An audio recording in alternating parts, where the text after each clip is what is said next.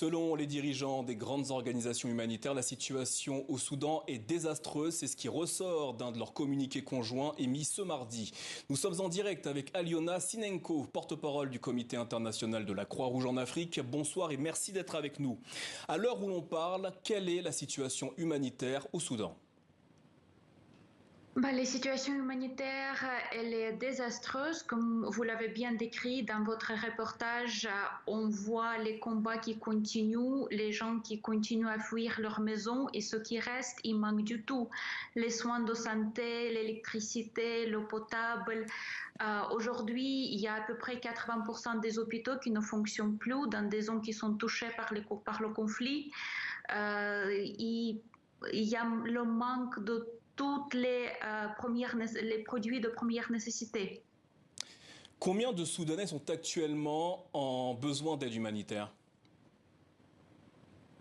Je pense qu'il est difficile d'avoir des chiffres précis à ce sujet. Donc, on a vu qu'il y a à peu près 1 million de personnes qui ont quitté le pays.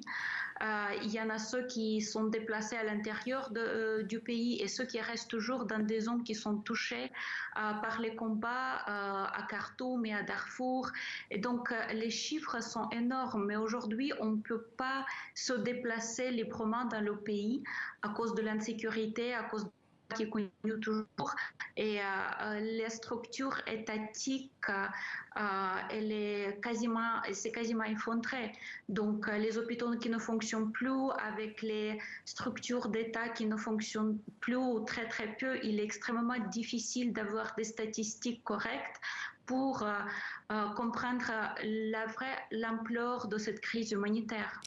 On vient de voir que la scolarité des enfants est perturbée par la guerre. D'après le communiqué conjoint des organisations humanitaires, les femmes aussi sont particulièrement touchées. À quoi sont-elles précisément exposées ? Oui, effectivement, c'est ce que nous voyons dans ce conflit et ce qu'on voit aussi dans d'autres endroits touchés par le conflit. Malheureusement, aujourd'hui, c'est que les personnes qui sont les plus touchées, ce sont les personnes les plus vulnérables, notamment les femmes et les enfants. Donc, quand ils ont fui leur maison, oui, elles sont exposées à toutes sortes de violences, y compris les violences sexuelles.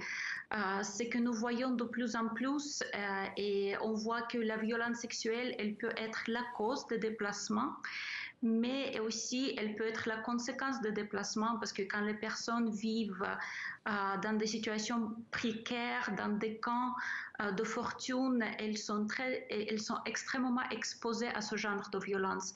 Mais encore une fois, comme avec d'autres indicateurs humanitaires, parce qu'aujourd'hui, on travaille dans un pays où la plupart des hôpitaux et d'autres structures de santé ne fonctionnent pas, on n'arrive même à pas avoir des chiffres précis pour comprendre l'ampleur du phénomène. Qu'en est-il des financements ? Vos appels sont-ils financés aujourd'hui ? Aujourd'hui, je parle en tant que le Comité international de la Croix-Rouge. Le problème, le défi principal auquel on fait face dans le pays, c'est l'accès. Donc, il nous faut le meilleur accès. On doit pouvoir accéder en sécurité à toutes les personnes civiles qui sont touchées par ce conflit, à personnes qui se trouvent au Darfour et à Khartoum. Oui, le financement, il est aussi important. On a vu avant cette crise, avant cette guerre, que déjà le Soudan était parmi les pays où les indicateurs humanitaires étaient au plus bas et on avait c'était toujours extrêmement difficile pour nous de financer des crises de longue durée où les donateurs ils perdent l'intérêt. Mais aujourd'hui, on est dans la crise et pour nous, la priorité, c'est l'accès. Quel est le message que vous souhaitez faire parvenir aux parties belligérantes dans ce conflit au Soudan ? Le message pour nous, il est toujours le même. On demande le respect du droit international humanitaire, le droit qui protège toutes les personnes qui ne participent pas aux hostilités, qui protège les civils, les femmes, les enfants, les soignants. Donc aujourd'hui, on entend les rapports qui nous parviennent du terrain qui sont extrêmement inquiétants. Donc par exemple, l'hôpital que nous avons dans la zone frontalière au Tchad, les patients qu'on reçoit, beaucoup de patients qu'on reçoit, ce sont les civils, les femmes et les enfants. Ils arrivent avec des blessures extrêmement graves qui demandent plusieurs interventions chirurgicales. Donc, les civils, ils ne doivent pas payer le prix terrible de ces violences. Ils doivent être protégés. Et ça, c'est le message qu'on continue à faire passer.